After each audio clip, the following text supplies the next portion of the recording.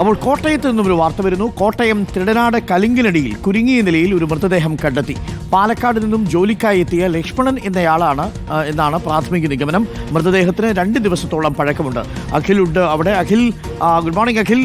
കാല് തെറ്റിപ്പറ്റോ വീണതാണോ, അപകടത്തിൽപ്പെട്ടതാണോ, അതല്ല മറ്റെന്തെങ്കിലും ദുരൂഹതകളുണ്ടോ?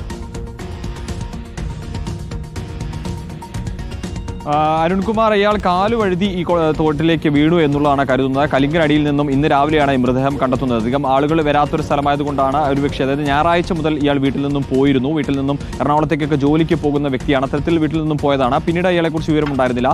ഈ സ്ഥിരമായി ഇങ്ങനെ പോകുന്ന ആളതുകൊണ്ട് തന്നെ അധികം അന്വേഷണവും വീട്ടുകാർ നടത്തിയിരുന്നില്ല എന്നുള്ളതാണ്. പാലക്കാട് നിന്നും ഇവിടേക്ക് എത്തിയതാണ്. പാലക്കാട് നിന്നും ഇവിടെ 10-15 വർഷത്തോളമായി ഇവിടെ താമസിച്ച് ജോലി ചെയ്തു വരുന്ന വ്യക്തിയാണ് ഈ ലക്ഷ്മൺ എന്ന് പറയുന്നത്.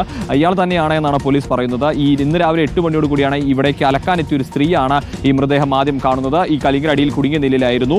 ഈ സ്ത്രീയെ വിവരമറിച്ചത് തുടർന്നാണ് പോലീസും നാട്ടുകാരും ഒക്കെ എത്തിയത്. ഏകദേശം 2 ദിവസത്തോളം പഴക്കമുണ്ട് എന്നുള്ളതാണ്. ഞായറാഴ്ച രാത്രി ഇതുവഴി അദ്ദേഹം പോകുമ്പോഴോ മറ്റോ ഈ കാല് വഴുതിയതിലേക്ക് വീണതാണ് എന്ന് തന്നെയാണ് പോലീസ് പ്രാഥമികം വിലയിരുത്തുന്നത്. മറ്റ് ദുരൂഹതകളില്ല എന്നാണ് പ്രാഥമികമായുള്ള പോലീസിന്റെ വിലയിരുത്തൽ. അരുൺകുമാർ. ഓക്കെ, ഇപ്പോൾ അഖിലാണ് വിവരങ്ങൾ നൽകിയത്.